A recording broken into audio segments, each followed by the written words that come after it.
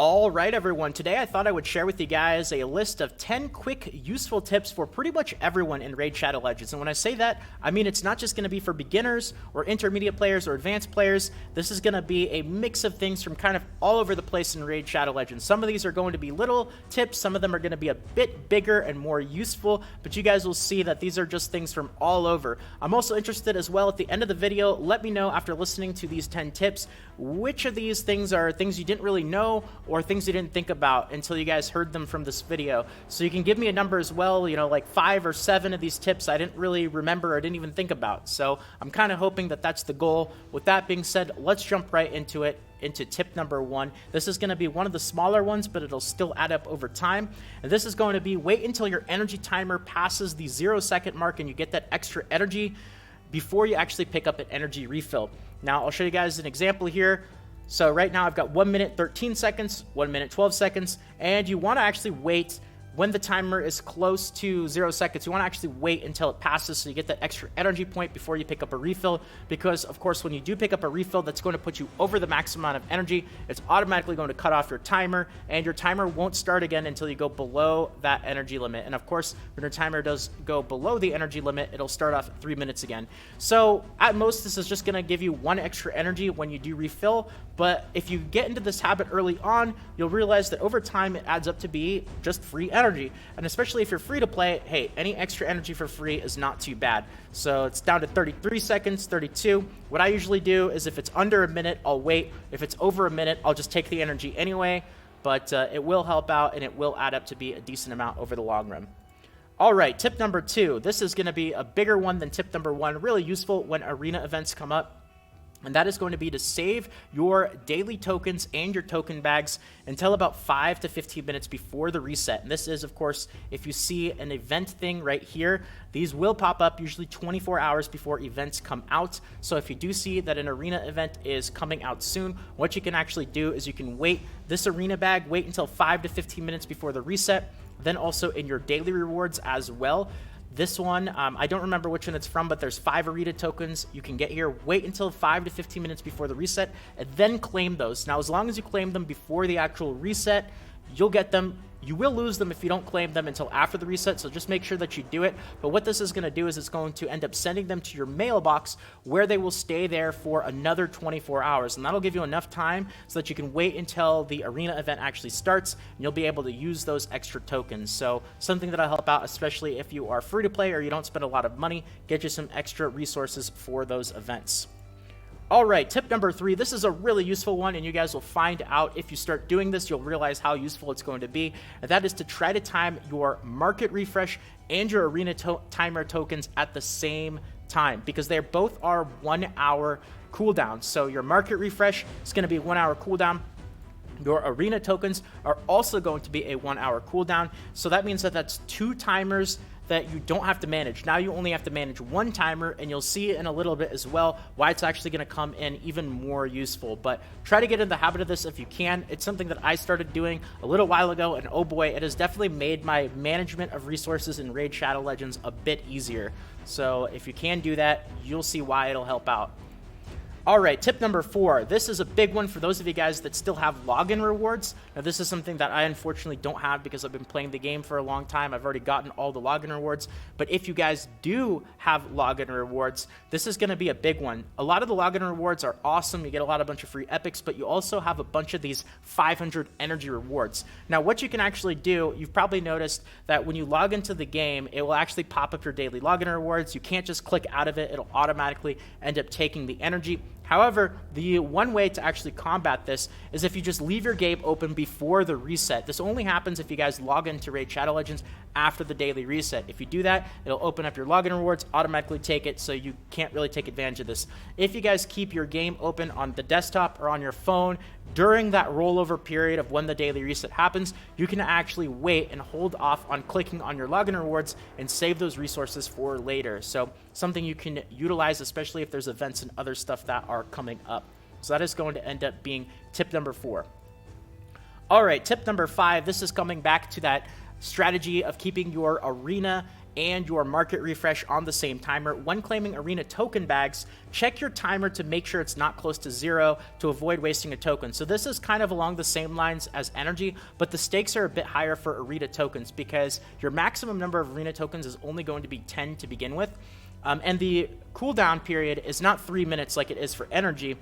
It's going to end up being 1 hour. So if you guys end up claiming one of these really big arena bags that gives you a full reset, but your arena timer is at like 3 minutes, 2 minutes, something like that, you're almost going to get a free token anyway. So if you wait just a couple of minutes, you're going to end up getting a free token.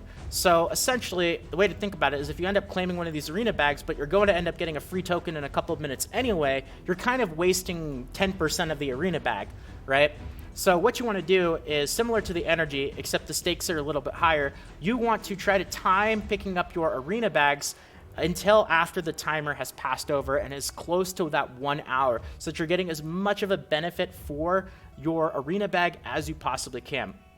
And this, again, is going to be another reason why you want to try to line up your market refresh and your arena refresh tokens so that you can kind of use all these different little tricks to manage and master your resources in Raid Shadow Legends to the fullest of their abilities, because the more you min-max your resources, the more you're going to get out of it, the less money you're going to have to spend and whatnot, and it will help out your overall progression.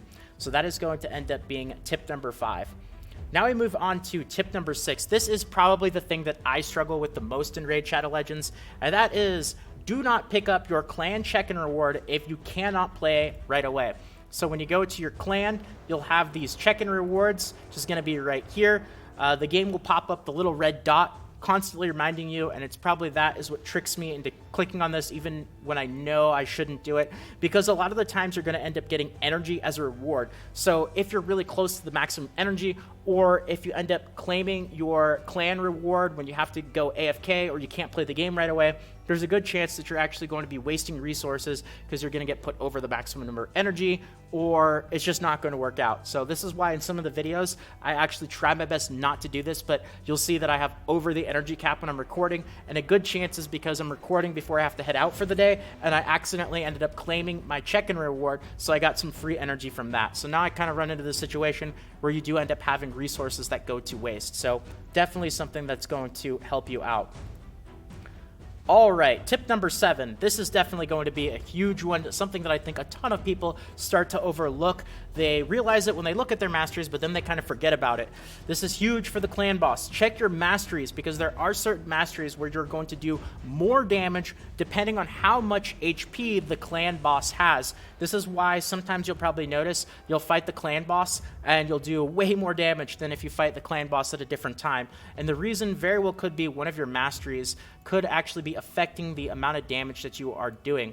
So let's see here. As an example, this one right here at the start increases damage inflicted by 6% when attacking targets with higher max HP. I know there's a couple of other ones. That one might not be the best example. I believe there is another one that increases the damage that you do when a target has below 40% or 50% life.